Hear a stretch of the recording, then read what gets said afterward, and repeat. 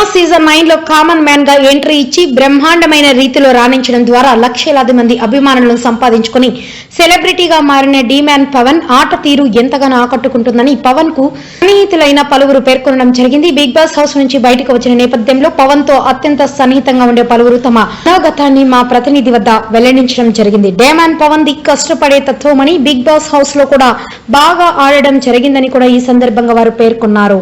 తమ ఆనందాన్ని వ్యక్తం చేయడం జరిగింది. సందర్భంగా వారు పవన్ కు ఉజ్వలమైన భవిష్యత్తును ఆకాంక్షించారు. మనం తెలంగాణ రాష్ట్ర రాజధాని హైదరాబాద్ మలేషియా టౌన్షిప్లో బ్లాక్ నెంబర్ 30లో ఉన్నాము.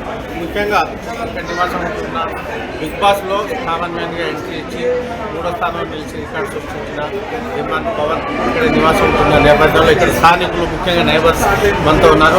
అసలు డీమ్యాన్ పవన్తో ఉన్న వాళ్ళ అనుబంధం అండ్ టైటిల్ గెలిచిన థర్డ్ ప్లేస్ వచ్చిన నేపథ్యంలో వాళ్ళ ఒపీనియన్ తెలుసుకుందాం. చెప్పండి సార్, మీకు ఎలా అనిపించింది?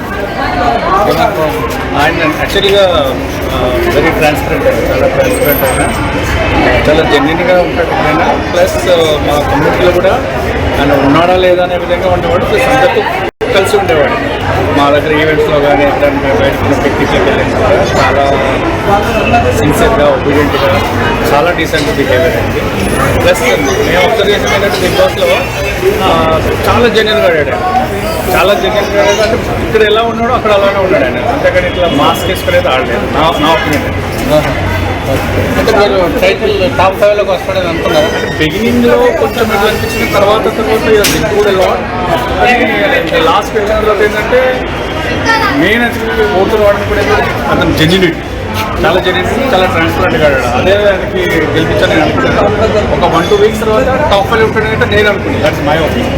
ఉంటాడని నేను అనుకున్నాను. అంటే చివరిలో గ్రాండ్ ఫినాలే ఉంది, రవితేజ నాగార్జున ఎంట్రీ వాళ్ళు ఇచ్చిన తర్వాత ట్విస్ట్ ఎలా అనిపించింది?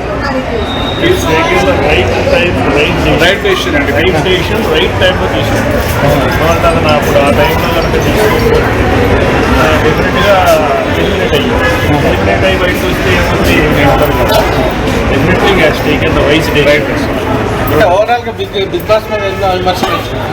అది దాని మీద మీ ఒపీనియన్ ఏంటి? అసలు ఒక సిటిజన్ ఆఫ్ విమర్శలు అనేవి ఇప్పుడు ఉంటాయండి. ప్రతి దాంట్లోనూ ఉంటాయి. ఇవి కూడా మొదటి నుంచి ఉన్నాయి. ఈ సీజనే కాదు, ఇప్పుడు ప్రతి సీజన్లోనూ కూడా ఉంటాయి. సో దట్ ఈస్ నాట్ అంటే టాప్ 3 వరకు వస్తారని మీరు అనుకున్నారు? ఫస్ట్ చాలా మామూలుగా స్లోగా, నిదానంగా తన పని ఏదో టైంలో ఉండేవాడు. తర్వాత ఇంప్రూవ్ అయ్యాడు. వన్స్ రింకు చౌదరి వెళ్ళిపోయిన తర్వాత ఇంకా బాగా షైన్ అయ్యాడు. బాగా మంచిగా యాక్టివ్గా చేశాడు.